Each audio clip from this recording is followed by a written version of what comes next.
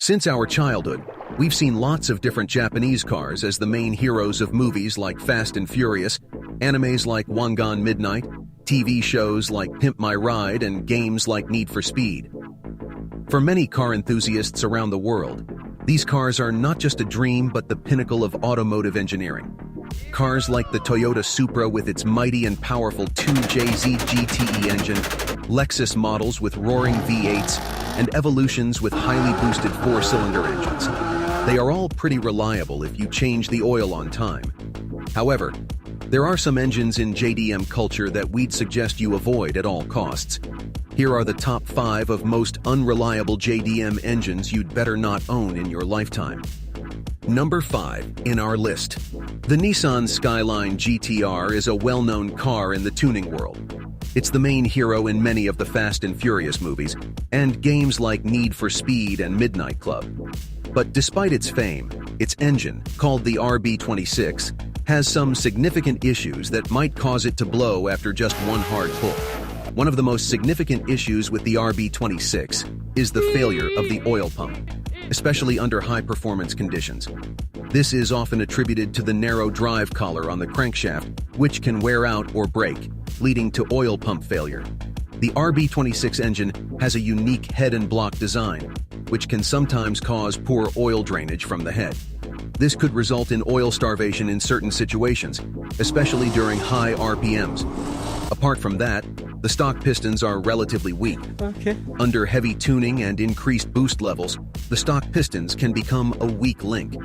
It's common for enthusiasts to replace them with aftermarket forged units, especially when aiming for higher horsepower outputs. By the way, this is also one of the reasons why RB26s are much more expensive nowadays than 2JZ GTE engines. They are rare, and many of them have already exploded. Overall, many RB26 engines run reliably for years when they are well maintained, and they're not as problematic as the next engines on our list. Never make a knock-knock joke with a Subaru owner. Yes, the next one on our list is the Subaru EJ Series. This engine has been the heart of many Subaru WRX and WRX STI models, famous for their rally origins. The car is renowned for its livery of 555s. It's the main competitor of the Lancer Evolution and has been a headache for many car enthusiasts around the world. To understand more, let's look closer into the background of the engine. The EJ engines have a boxer layout, which means the cylinders are horizontally opposed.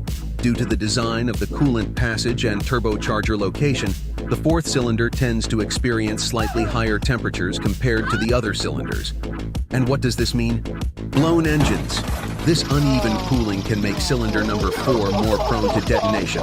Over time, if this detonation is not addressed, it can lead to premature wear or even catastrophic damage to the piston or other components in that cylinder. Using lower quality fuel and tuning the car can significantly decrease the lifespan of the EJ engine.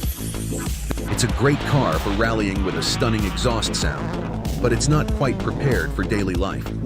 If there's a Subaru on our list, a Mitsubishi should be somewhere close. The third engine on our list is the 6G72 that comes on Mitsubishi 3000 GT. The biggest problem for this one is timing belt. The thing is that the valves and pistons occupy the same space in the combustion chamber, though not at the same time. If the timing belt snaps or jumps a tooth, it can cause the valves to collide with the pistons.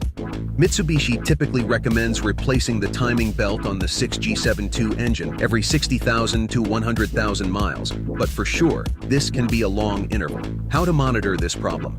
Check for signs of wear such as cracks, missing teeth, or areas where the belt material is shiny or glazed.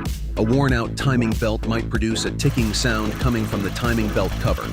A stretched timing belt can slip, causing the engine to misfire and create difficulties in starting. Overall, the 6G72 has the same issues as other engines like oil and coolant leaks, turbo failures, fuel injectors, and ignition coil failures.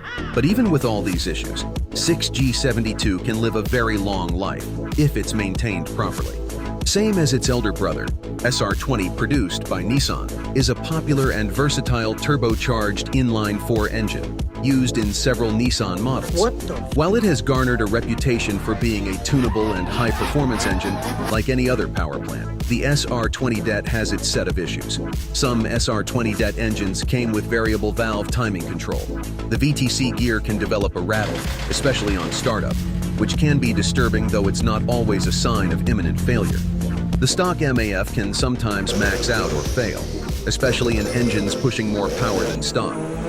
Many tuners and enthusiasts opt for an aftermarket MAF or switch to a map-based system. The timing chain guides can wear out over time. If you hear a rattling sound from the timing chain area, it might be time to inspect and potentially replace the chain guides.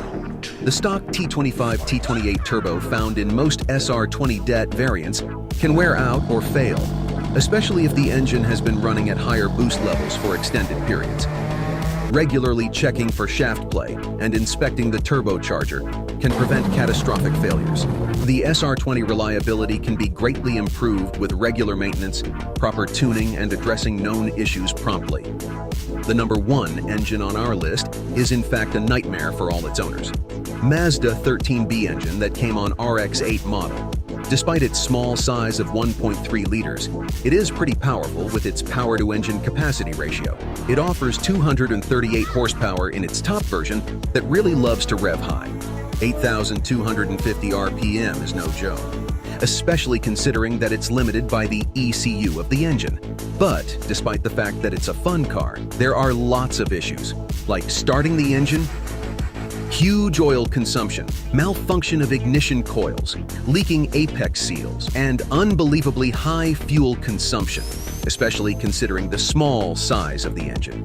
The cherry on the cake is the fact that the engine is rotary, and not every mechanic knows how to fix it properly.